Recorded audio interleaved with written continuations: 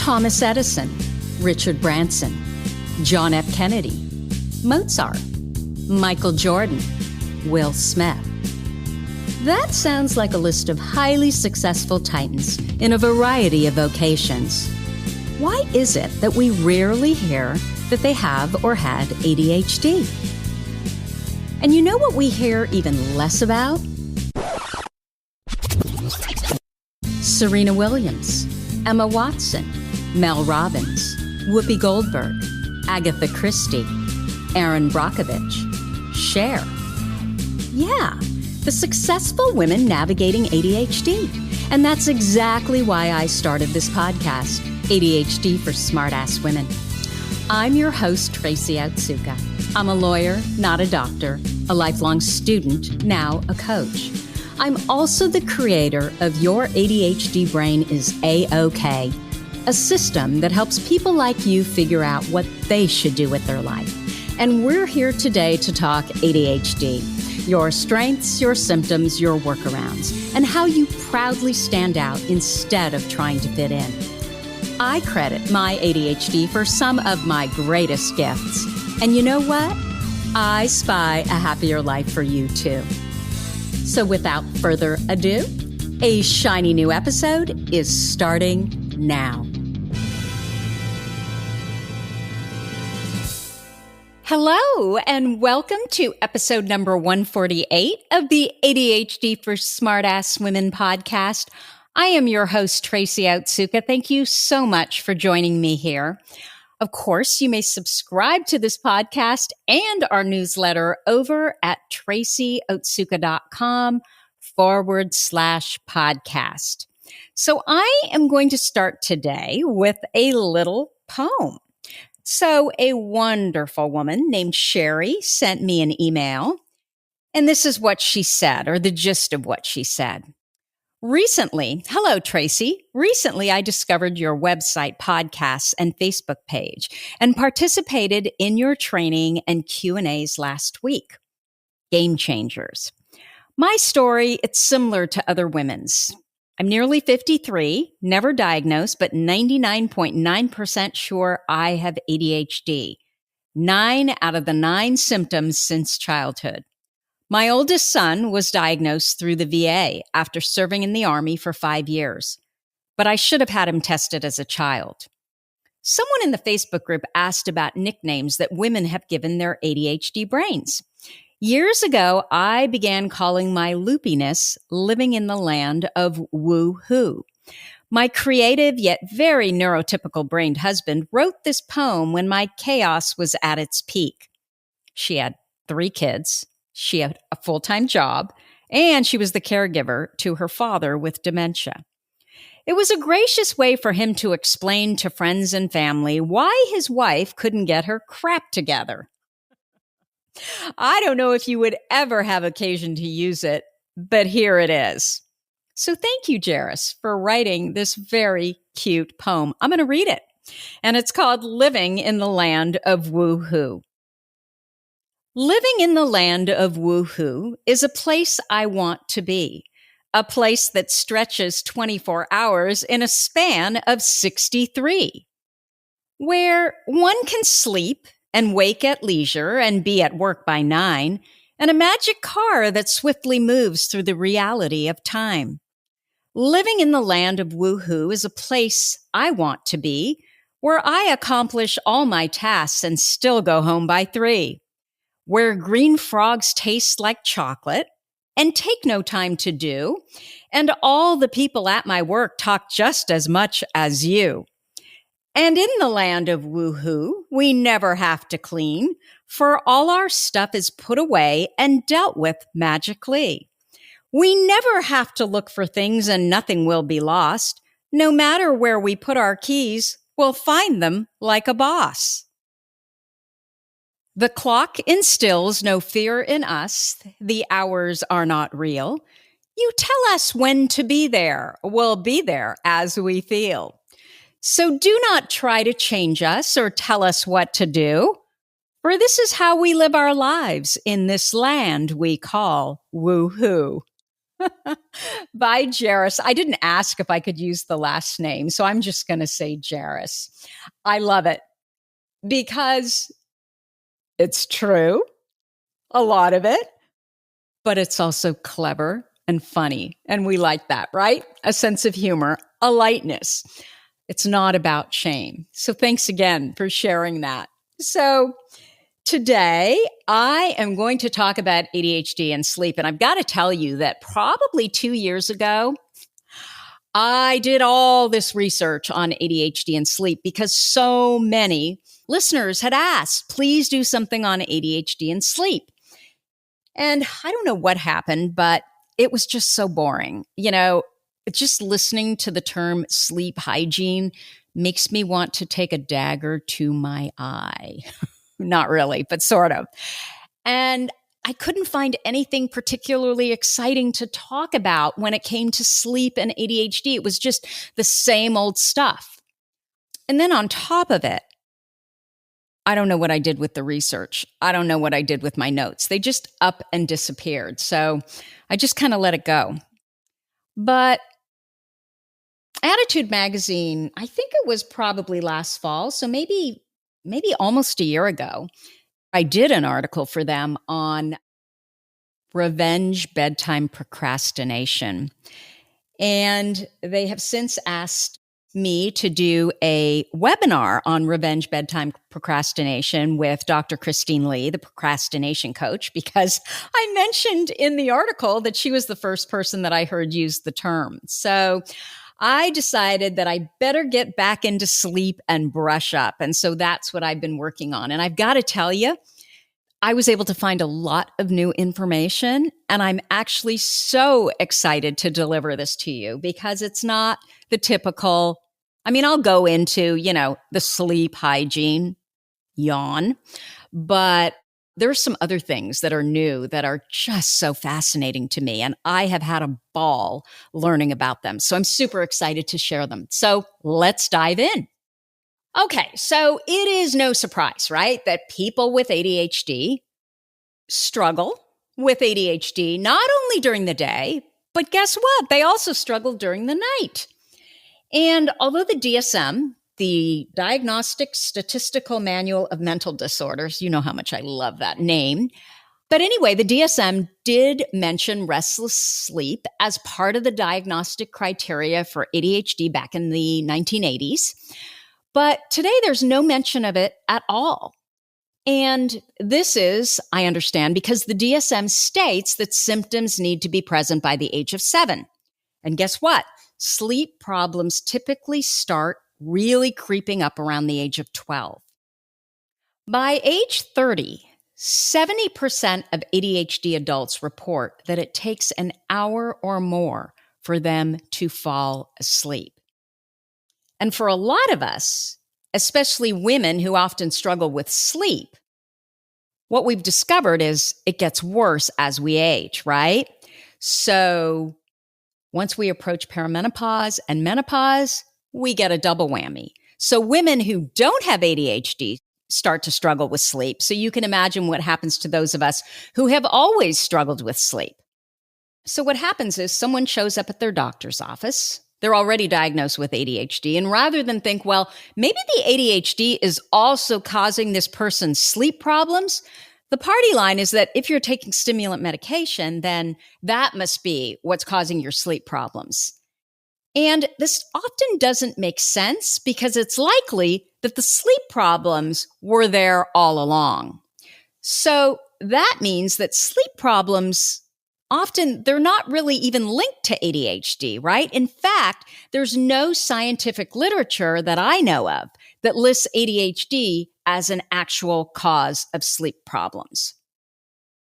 Now, all you have to do is just talk to anyone with ADHD, right? There's always some problem related to sleep. We can struggle with falling asleep. Many of us are night owls. Sometimes we're even more active and energetic at night. I often call us vampires. I call my daughter that. She lives in New York City, and her and her friends are literally running around at 5 a.m.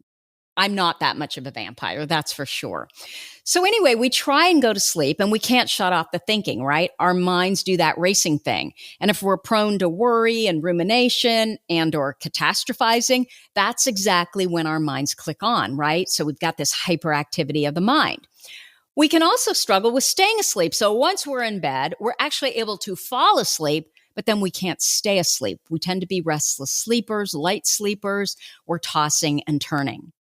What else can we struggle with? Well, getting up in the morning, right? If you can't fall to sleep at night, it stands to reason you can't get up in the morning. And this is the one I hear about from so many women. So you struggle with getting to sleep, you're tossing and turning, you're waking up throughout the night. Now you're finally asleep and it's time to get up and it's like waking up the dead. You can't get up. You're groggy, you're grumpy, you're tired. And in the case of my son, thankfully he's not like that anymore, but he used to be. You're not really awake until like noon. What else? Well, we can also fall asleep when we're bored. You see students who are in class and they're totally bored and all of a sudden they almost crash to the floor, right? This started to happen to me when I was driving in college, which is so dangerous. But it only happened when I was on the freeway. So it was those long, monotonous stretches of road. It never happened when I was driving around town and I had to stop at stop signs and I could see, I had the windows rolled down. I could see what was going on around me. It wasn't boring, right? Now, by the second time this happened, I figured out that it only happened when I was driving home from college. So I stopped driving home from college alone.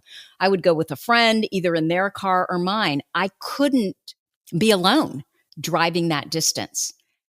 And by the way, they called this kind of sleep disturbance intrusive sleep. The last kind of sleep disturbance, but the one that I still struggle with today, it's not about falling asleep, staying asleep, or getting up in the morning, or falling asleep when I'm bored. No, it's about what we were talking about before. My inability to get myself into bed. Remember that thing called revenge bedtime procrastination? And I know that many of you struggle with this. So let me set the stage. So your days are filled with too much to do, taking care of work, family, the home, friendships, whatever, right? And finally, it's late at night and there are no last minute to-dos, no work, no kids, not even a husband distraction. And the only thing left is this need that we feel to wring out every last bit of life out of that day. Because I don't know about you, but I can't think of a bigger waste of life than sleeping. Oh my gosh. There's so much to do. There's so much to see and so little time. So anyway, I want to do now what I want to do for as long as I want to do it. And I may start at 11 p.m., maybe 10 p.m., and all of a sudden I look up at the clock and it's 2 a.m. or even later. You know what I'm talking about here, right? So my reward for everything that I did during the day is a little revenge bedtime procrastination. And this can take the form of crappy, mindless television, a hobby, doom scrolling. Yeah, I do that on Twitter. Other social media, talking on the phone for hours. By the way, that is not mine. Are you kidding me? I'm not letting anyone else into those delicious last hours. But it can be anything, but usually it's something that literally adds nothing positive to your life. At least if I was talking on the phone, I would be making connections, right? But anyway, so what ends up happening to me at least is you end up going to bed way too late. There's no positive emotion. You're beating yourself up, right? Because you wish you would have just gone to bed earlier. And you wake up in the morning, and if it's really bad, you wake up much later than you'd like to. And it just sets the whole next day off on, well, a less than positive footing. Of course, there are also those of us who are so distracted during the day that we're up late just to get our work done. And that one's a lot more serious because you don't even feel like you have a choice, right? You're stressed out, you have too much work to do, and so you're staying up late to get it done because you feel like it's the only way that you can cope with this workload. So that's something that's completely different. Now, sleep, we know, is so essential to any brain, good sleep, but especially to an ADHD brain. If you don't get enough sleep, you're going to end up with all kinds of health problems, a weakened immune system, dysregulated metabolism. You're going to be grumpy. And your executive functions, they're going to be even more impaired. And that's something we already have so little of, right? So our memory gets worse. We can't concentrate. Our problem solving abilities are affected. We may be more hyperactive or more inattentive. And if you struggle with any other mental health problems, because we know there are so many comorbidities, right, to ADHD or with ADHD, if there's anxiety or depression, a lack of sleep is going to make all of that so much worse. Sometimes your sleep can be so dysregulated that it's actually the cause of the problem. So, what could be the reasons why we would struggle more with sleep if we have ADHD? Well, depending on the doctor, it's common that if your life seems chaotic, disorganized, and unplanned, a doctor or a therapist may blame the sleep problems on those very things. They rarely think, well, maybe this disordered sleep is actually the result of ADHD. Because think about it. Doesn't it make sense that if you have ADHD, if you're also hyperactive, and whether hyperactivity is in the body and mind, so your combined type, or the hyperactivity is just in your mind, in which case you'd be more likely to be the inattentive ADHD type, very few of us, we're purely hyperactive. So when you're trying to sleep, you're still going to experience that hyperactivity, that restlessness. I mean, it's still there, right? It doesn't matter if it's the morning or if it's the night. You jump into bed, everything is quiet, there's no one to disturb you, and there you are alone with your thoughts. Some of us are also really sensitive to stimulant medication. And so if we take them late in the day, of course, that can cause problems with sleep. But from what I hear, that is actually less of a problem than we think. So if your stimulant medication is causing problems with your sleep, there's actually ADHD medication. It's called the Daytrana patch. That's fantastic because it's the only medication where you can actually just remove the patch and shut it down right then and there or shortly thereafter. So what else could be the reasons why with ADHD we struggle more with sleep? Well, we struggle with time. We don't see time. We don't feel time passing. We know now and not now, right? But not much else. So the thought is that our lack of an internal clock means that our circadian rhythm or our circadian clock in the brain is off kilter. And I'm going to go into that more a little bit later. It's fascinating. What's interesting to me is that I've heard many people with ADHD say that they sleep better when they're out in nature, when they're camping. I have just always felt and known that we are definitely connected to nature. So that kind of makes sense to me. And I see that in the women I work with all the time. I do believe that ADHD is evolutionary and we're leftover hunters in a farmer's world. That's what works for me. So this kind of makes sense to me that we would feel more in tune with our sleep cycles when we're actually out in nature, like when we're camping. So what are some strategies or workarounds to get to sleep? Now, I alluded to this at the very beginning. The two words that I always hear whenever there's any discussion of how to alleviate problems with sleep, and I just hate them. They just sound so boring. You know the words, right? Sleep hygiene. I can't. That's literally what I think when I hear those words. So this is the deal. I'm going to give you the answers that you typically hear that all the experts talk about, right? When sleep and ADHD are discussed, because they are medical professionals. And I think there is some great truth to all of these for some people. But then I promise that I'm going to share some more interesting options after that.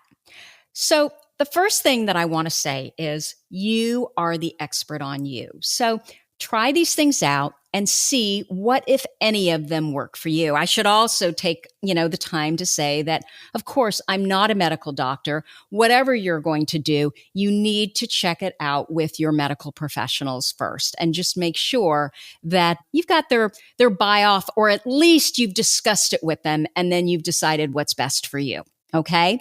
So in sleep, some people need white noise. Others need absolute silence. Some need pitch black. I've got to tell you, that always terrified me. But the truth of the matter is you really have to pay attention to what actually works for you.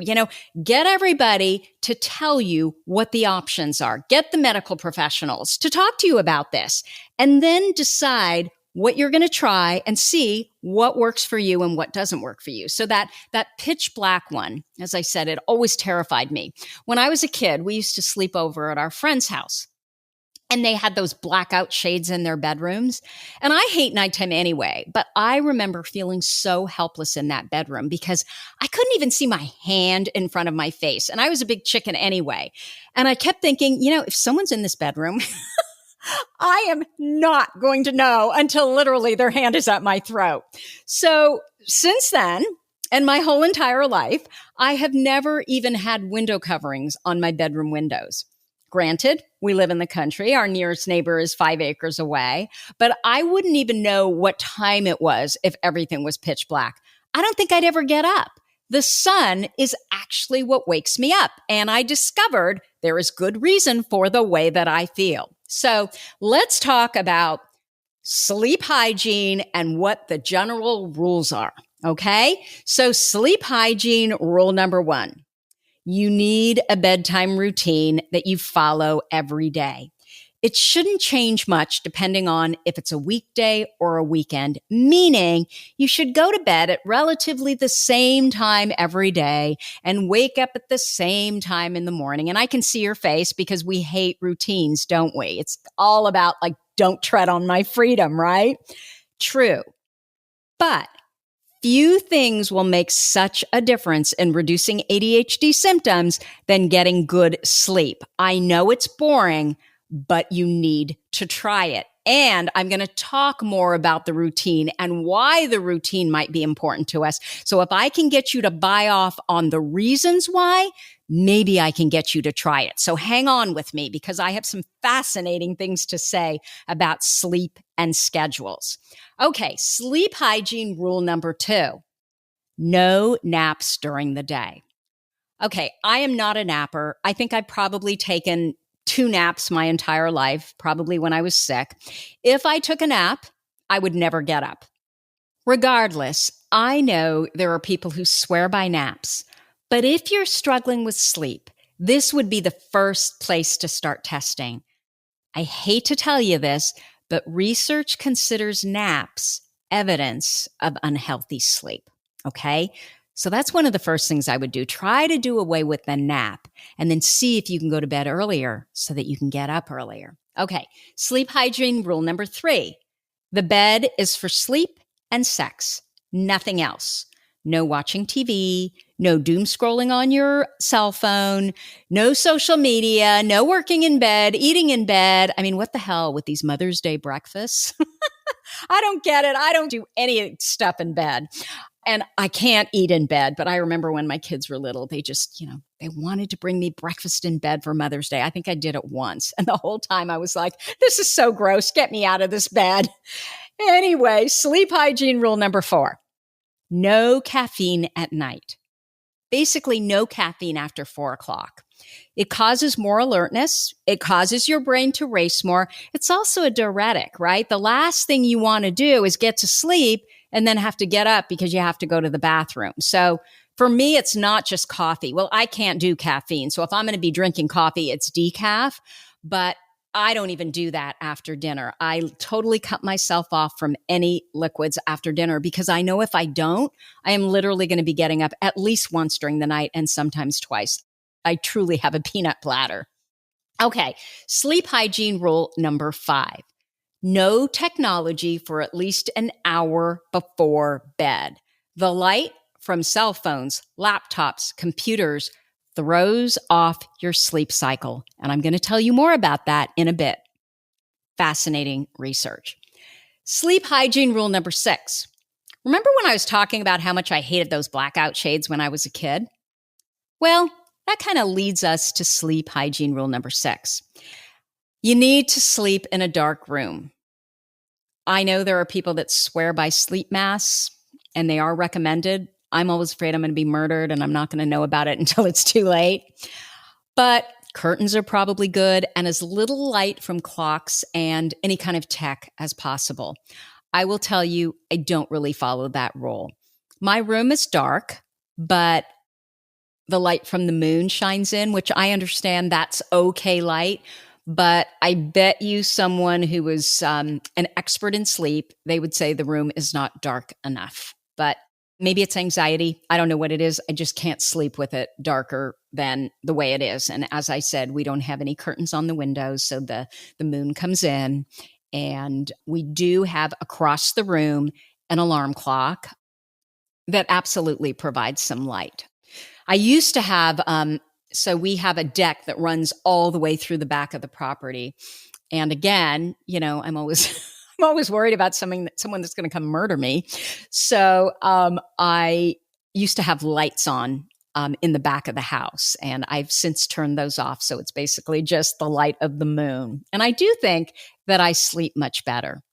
So what else? Believe it or not, despite the constant warnings about stimulant medication and how it disrupts sleep or how it can disrupt sleep, many doctors who really understand ADHD have had tremendous success in reducing ADHD sleep-related problems. So tossing and turning, getting in your head, all the rumination. They've had tremendous success by prescribing stimulant medication right before bedtime. So think about it. When stimulant medication works, it calms restlessness, right? So why wouldn't this work at nighttime too? Now, we know that ADHD is rife with comorbidities. So it could also be that your sleep problems are not related to your ADHD at all, but instead you have a comorbid sleep disorder instead. So if we're dealing with a sleep disorder, a sleep study is recommended. And what they're going to do is they're going to test your brain waves, your blood oxygen levels, your breathing, and other things to see if a sleep disorder is present. You might also be prescribed prescription medications to help you sleep. Now, I'm not a doctor, and I'm certainly not a sleep disorder expert. I'm not going to go into all the potential medications and supplements. That's not what I'm talking about here, okay? So what do you do if you have problems waking up in the morning?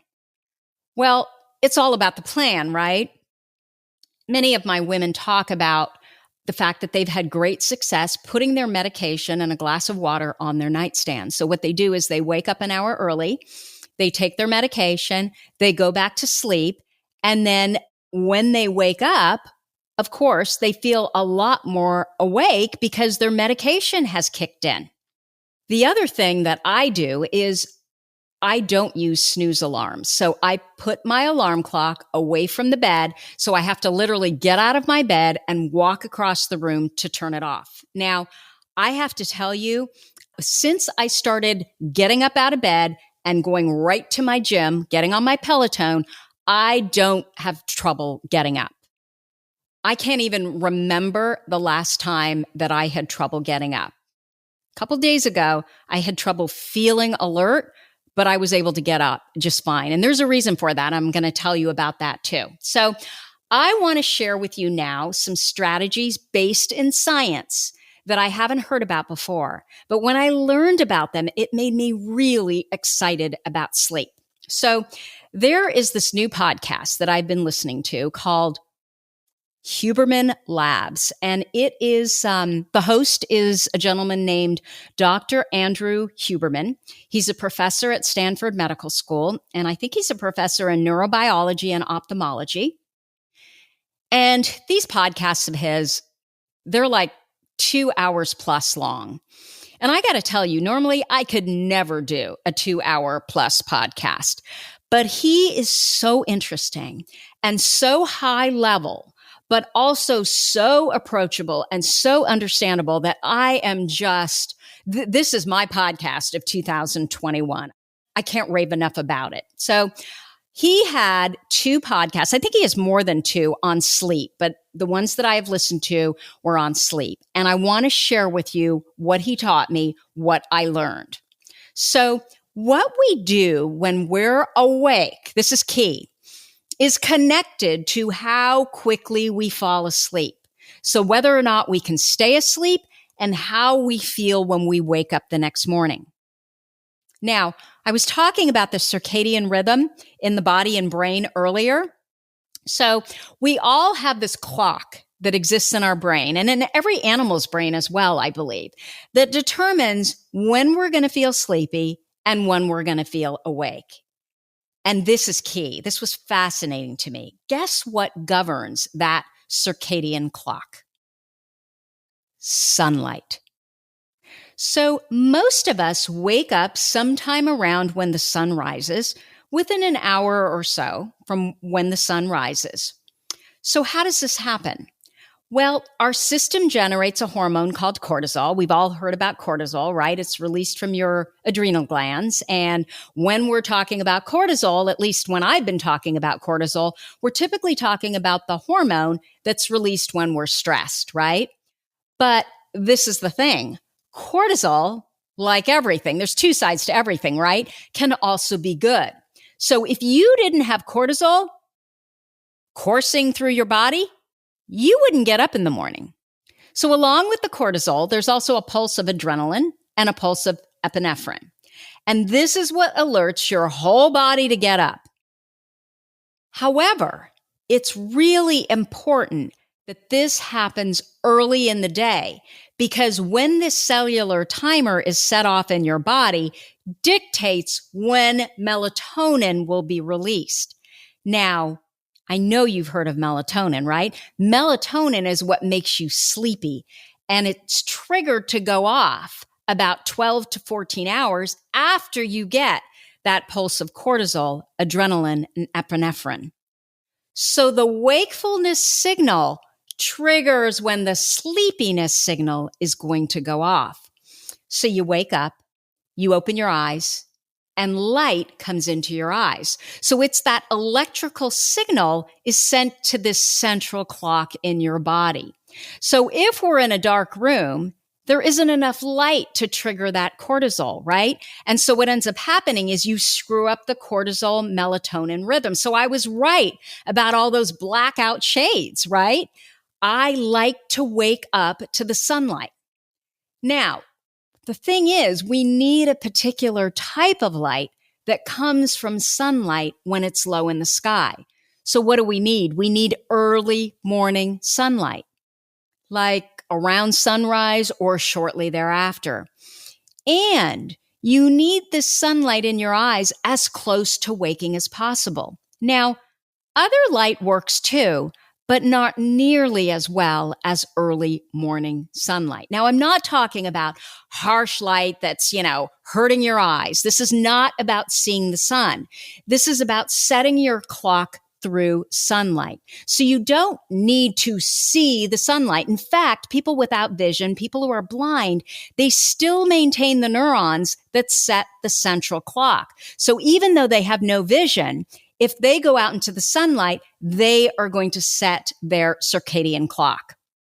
All you need is 2 to 10 minutes of bright sunlight exposure, get this, on a regular basis. Remember, I was talking about the schedules and the structure.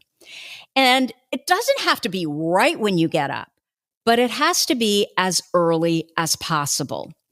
So what Andrew Huberman was recommending was a light meter, like the kind that photographers use. So I downloaded an app on my phone that's literally called Light Meter, right?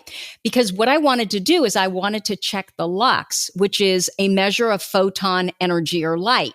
And if you download this light meter and then you go outside, you can see how bright it is outside. And what you need is 10,000 to 50,000 lux to set your circadian clock. So what happens if you're, say, in New York City in the financial district, right, where those buildings are all so tall? My son, when he started school, he's a sophomore now, he started as a freshman. And because it was during the time of COVID, it was last fall, we had to quarantine for 14 days. So for 3 weeks, we were in an apartment in the financial district.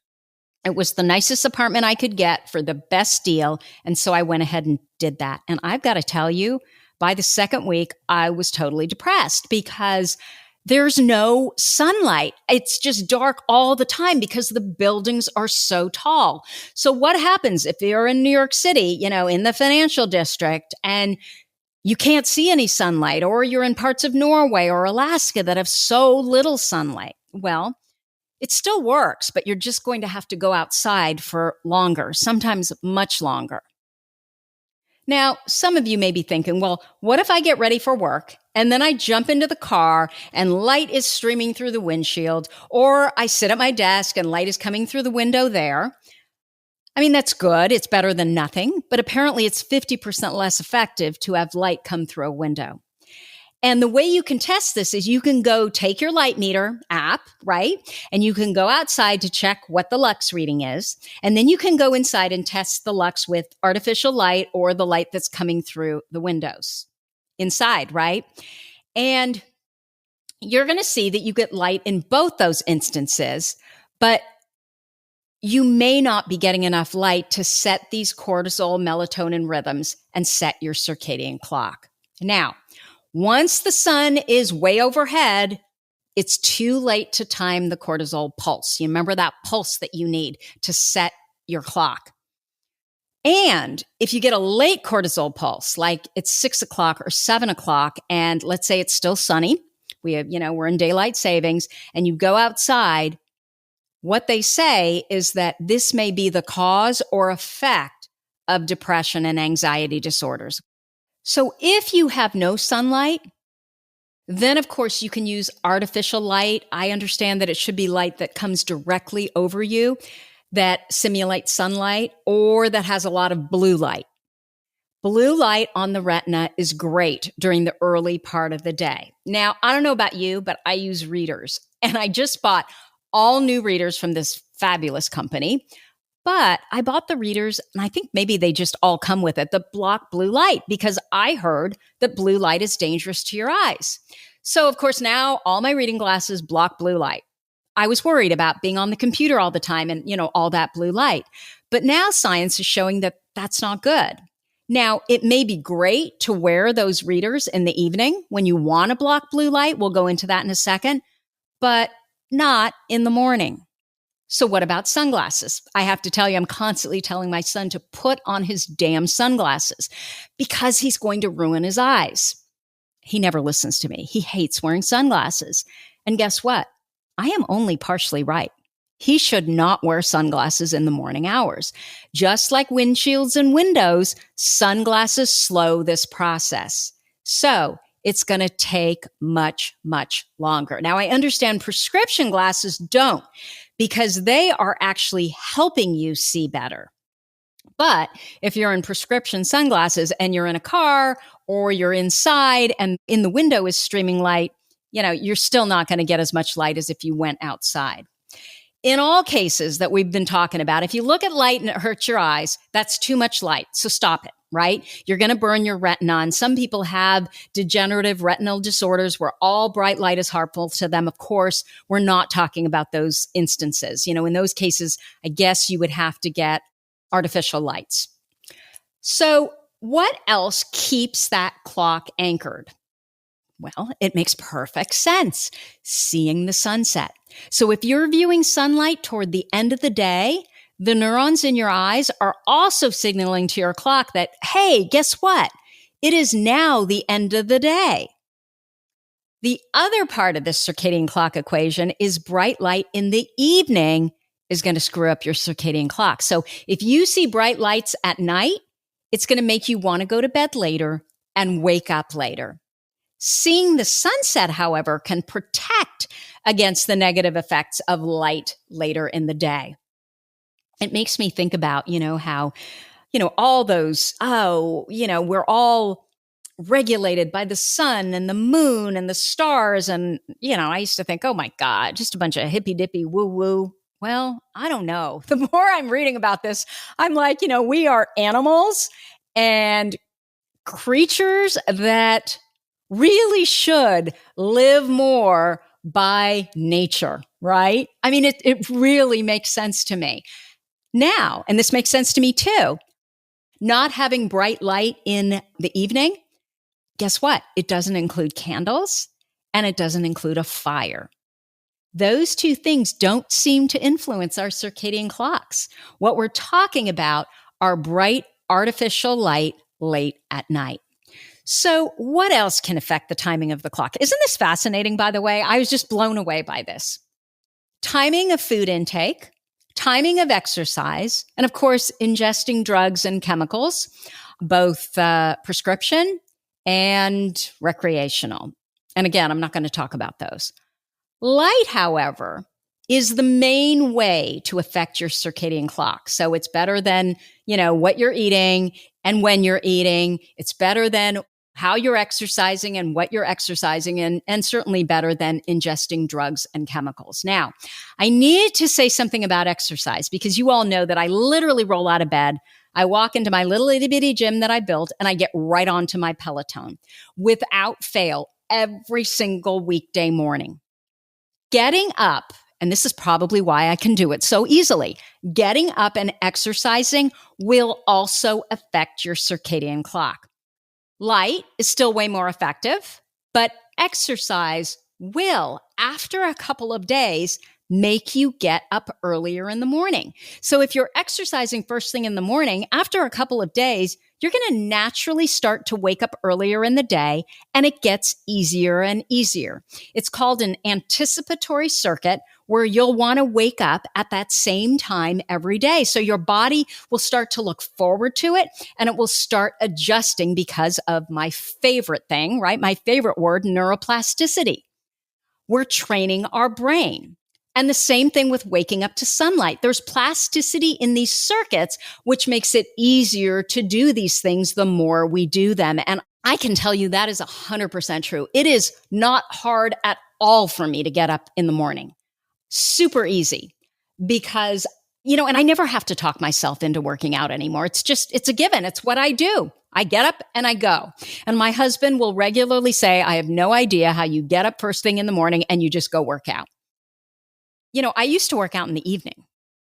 Pre-kids, we would, finish our work. We didn't have really much anything else to do, and we would go to the gym. But ever since I was diagnosed with ADHD, I realized that I would wake up in the morning and, and I think it was just low dopamine, right? And I would wake up and I would just feel this sense of dread at times, and I had nothing to dread. I didn't know why I was feeling the way I was feeling, but it was just this kind of feeling. And I don't get that feeling anymore because I work out in the morning, and now I know why, right? So the other thing that I want to mention about sleep is how it affects learning. It is so important for learning. And this one study just blew me away, so I want to share it with you. So there was a study where subjects were charged with learning something, I think it was involving spatial memory. And so what would happen is they would hear a tone while they were engaging in whatever this exercise was, whatever this learning was, right? And then they would smell a certain smell while they were learning. So it was a tone or it was a smell, and it would, I think, go back and forth, right? From tone to smell. And so then after they would participate in this learning, they would go to sleep. And they went through this cycle for several days on end. They would hear that tone. I don't know if it was music. I don't know if it was a metronome, or they would smell that smell, and they would go to sleep, and then they would start it again the next day. What they discovered is by learning this way, their rates of learning significantly increased. So what this teaches us is that you can cue the subconscious brain to learn better and faster. And I totally want to try this using, essential oils or a metronome or a vibration, like the haptic feedback that we get on our Apple Watches. I'm not quite sure how, but I want to test this. And, I tell my son all the time, don't cram, don't pull all-nighters. You need time, days if you can, right? To sleep on the information you learn, to really get that into your subconscious, to really learn, because that's how we learn best. And there's a woman, I've talked about her in, my earlier podcast. Her name is Barbara Oakley, and she barely got through school. And she's never said she has ADHD, but if you listen to her story, literally she has all the symptoms. And so anyway, she never, she graduated maybe from high school. I think she was like, I barely got myself through, wasn't planning on going to college. And so she enrolled in the Army. And I guess she was really bright and really good at her job. So as she got older, she basically learned how to hack how she learns. And lo and behold, she is now a professor of engineering, and she's got a couple books out. And she's got a book actually, and a free video series that she did for Arizona State called Learning How to Learn. And I think you can find it on Coursera. And I remember when my son was in his junior year during the summer, and he was changing schools again. He went to 3 schools in 4 years. He wanted to go stay with a family friend and travel through Europe. So we let him do it that summer. And I gave him the link to all these videos. And I said, all I want you to do is I want you to go through these videos. And he came back and he had figured out how to teach himself how to learn.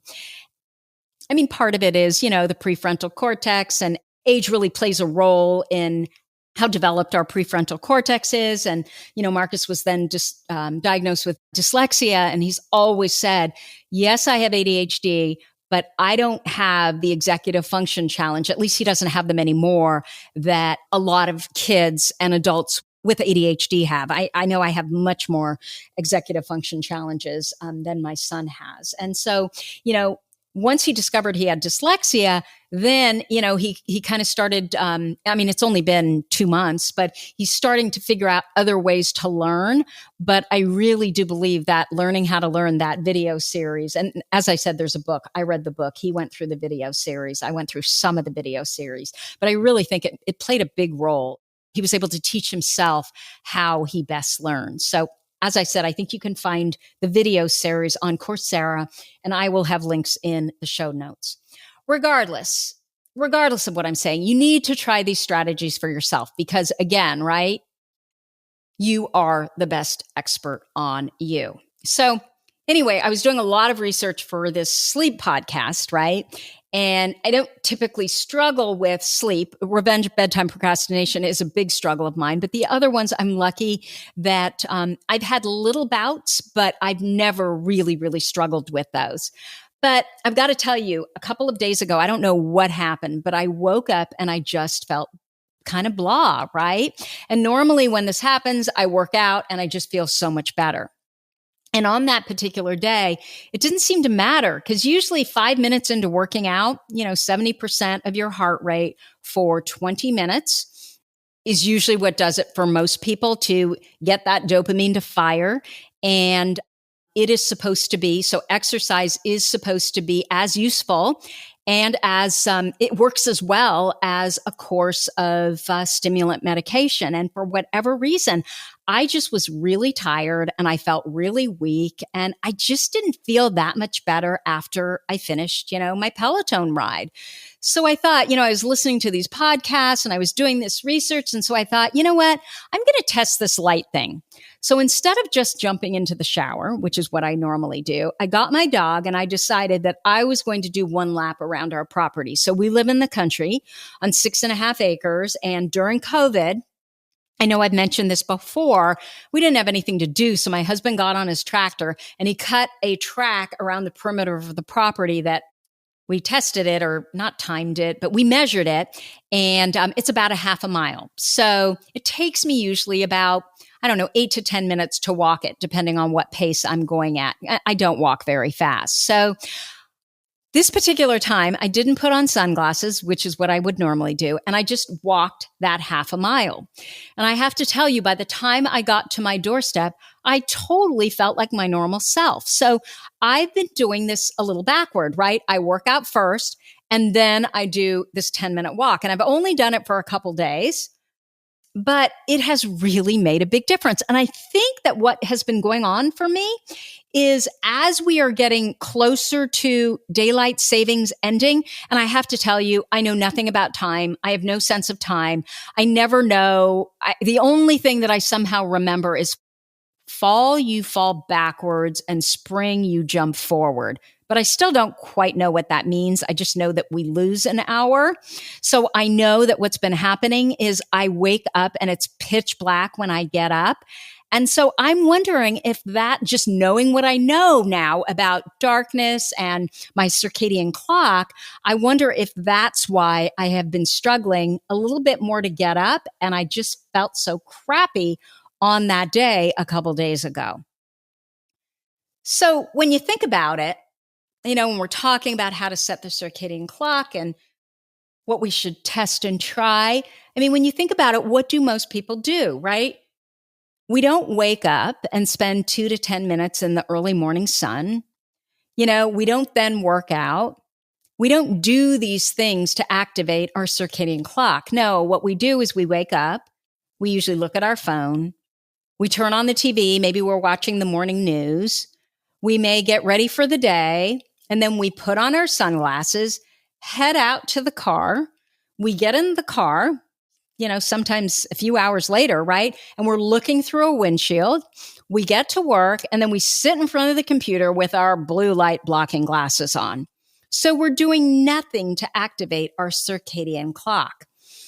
And what we know now is we need to anchor our clock to something regular, which will then help us with our metabolism, hormones, feelings of well-being. So frankly, just better mental health, right? But we're not doing any of those things. So why not try them, right?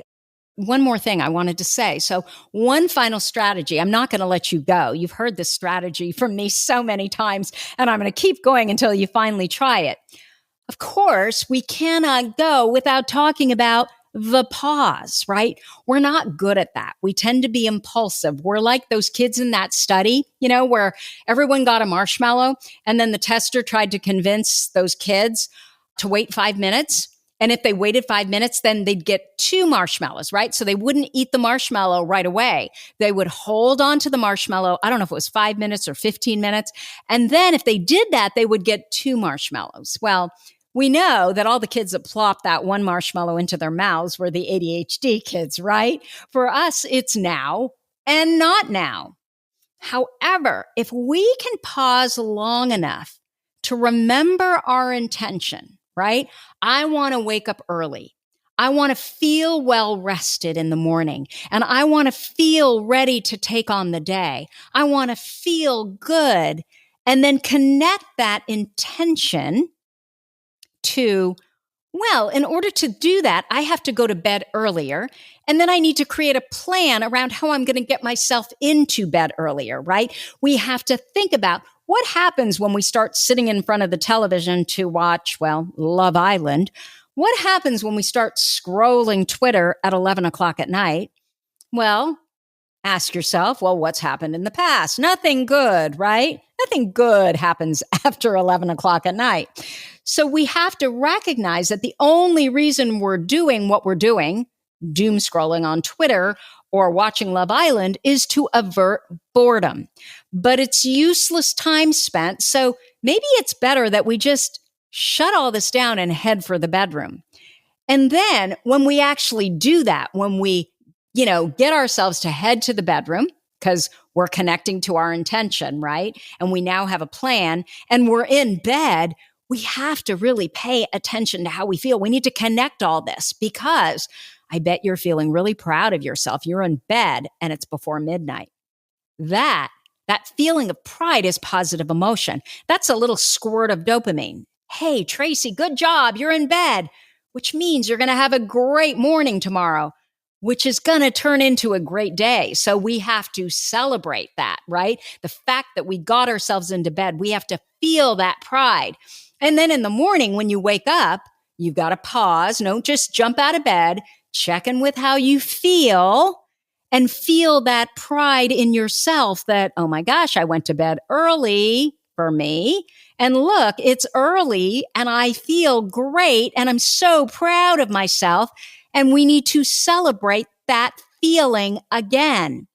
So then when it's 11 o'clock at night that evening, you're thinking, right?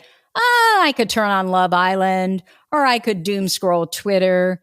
But remember how good I felt when I actually served my best interests, right? Last night, I went to bed early. And I woke up. I was so proud of myself for going to bed early. I remember what that felt like.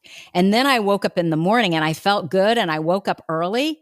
And I remember what that felt like, being proud of myself. All those little squirts of dopamine, right?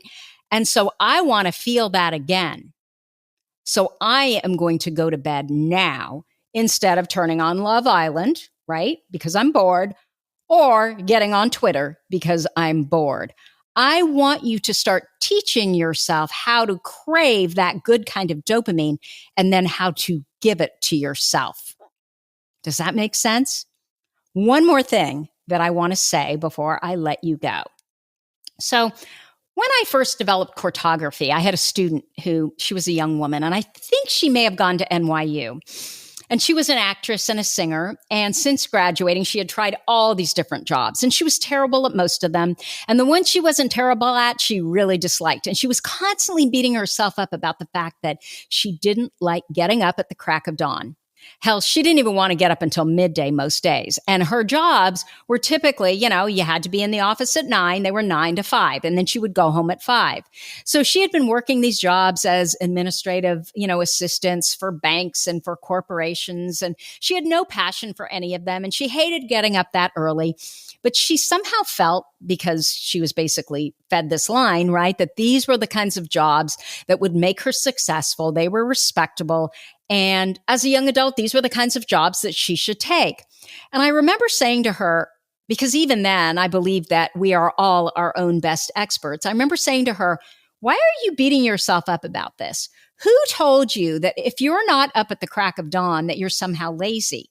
You work your rear end off. Who told you that if you're not up at the crack of dawn, that you're not going to be successful?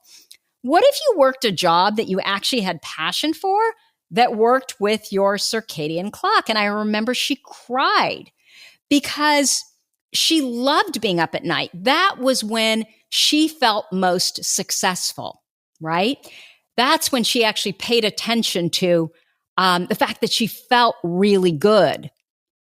Getting up so early in the morning, she hated it. She never felt good. So there's something called delayed sleep phase disorder. And there's actually a gene that's responsible for this. And you know what society does to people that are different, right? So I was thinking about, I see people that are performing in the theater, or they're performing in clubs, or they cater to, nighttime pursuits. And I always think, how do you people do this? How do you do those jobs? I have always been the kind of person where I got to get up early. I got to get everything done. And then I can do what I really want, right?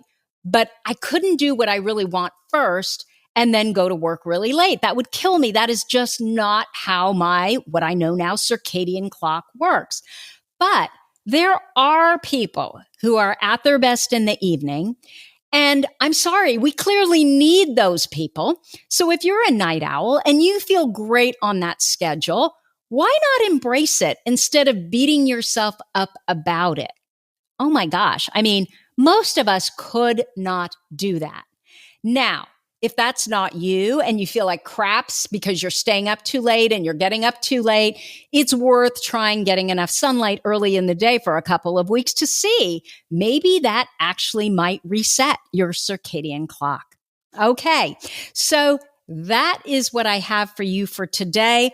I hope you learned something new about ADHD and sleep. As always, you are listening to ADHD for Smartass Women. Come join me over at tracyotsuka.com. And if you like what you're hearing, please drop us a review. If you'd like to suggest a guest or a topic idea for this podcast, also feel free to write me at support@tracyotsuka.com. Thank you so much for listening, and I'll see you here next week.